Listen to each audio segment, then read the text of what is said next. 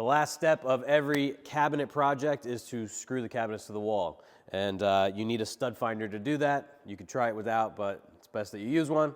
So we have two options today we're going to show you. We'll head into the office where we have some sheetrock, and we can show you how they work. So the office has been all sheetrocked. If you guys haven't been staying up to date, we're doing a cabinet showroom in here for Van Dyke's Restorers, and we're going to be building some cabinets and installing them here on these two walls. So we'll be using these stud finders when we do that. I have a couple of different models here. One is from Franklin Sensors. The other is from Craig, sort of in two different styles and price ranges. This actually uses, I guess, almost like a LiDAR or like a radar, and this is using magnets. So this is cheap, you know, let's say 20, 30 bucks. This is a little more expensive, somewhere around 75, 80 bucks. So we have a wall here. You could do the old school method, you know, knock until you find a stud. This is 5/8 sheetrock, so it all pretty much sounds the same. You can look for screws. That's something that I've done in the past. If you use a flashlight, you can, you know, shine it on the wall. Don't look at our spackle job here, at our painting job, and find a screw that way. But if the spackle job is good, you're not going to see it. I didn't see any job. John did a good job. But what you can do is you can use a stud finder like this to find the screws with a magnet. So you have metal screws, and the magnet's going to stick to them. So you can sort of drag this thing around, and I just felt one there. So it's stuck on that screw. You should only have a screw where the stud is. If you have a screw where there's no stud, it's not in the right spot. We have a little bubble level right here. I will say the bubble's a little small for the lines. I wish the lines were either closer or the bubble was bigger. But what you can do is you can get this level, and you can turn this on, and it actually casts a laser line either down, or you know, you could have this in the vertical orientation as well.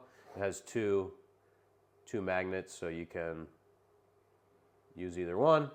So if you're hanging a picture or something like that, you could shoot this up, make the mark where you need it. Really handy. This is nice above cabinets because you could shoot it down. You know, you could work at a comfortable height and shoot it down to the top of your cabinet and know where you need to put a screw.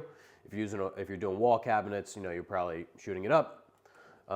Super handy. I keep this in my tool belt, and it just takes 2 AAA batteries. So nice to have in the tool belt, small, cheap, and sort of foolproof. You know, there's no lying. If there's a screw there, there's a stud there. Now we have the Franklin sensor. So this is a little more complicated. What we do here is we put this on the wall, and then we're going to hold this button. And we're going to go back and forth, or you know, we're going to go in the direction that you want to find a stud. And you see here it's starting to read the stud. So it shows you the width. So if you had a double, you'd have 3 inches of light lit up. We have these 5 bars here, so we know that one's in the center. I think they have a new one now that actually will light up yellow when you hit the center of the stud. So that's our first stud there. Oh, there, we're to our next stud. And our next there. So I don't know if you could see, we also have this lighting up. 1 bar, 2 bar. If I go down, it'll probably go up. So what that is that's detecting voltage. So that's telling me that there's a wire on this stud. And if you look right here, we have an outlet. Don't look at this. That's going to be covered up. we had a bit of a rough time installing the sheetrock. But what that is that wire coming across and feeding that outlet. So it tells you, you know, hey, be careful. Make sure you're hitting the center of the stud here because you have a wire. If we go here, you know, we're going to get the same thing. I think this wire comes from below. So you see, we have 3 bars on the voltage reader, 5.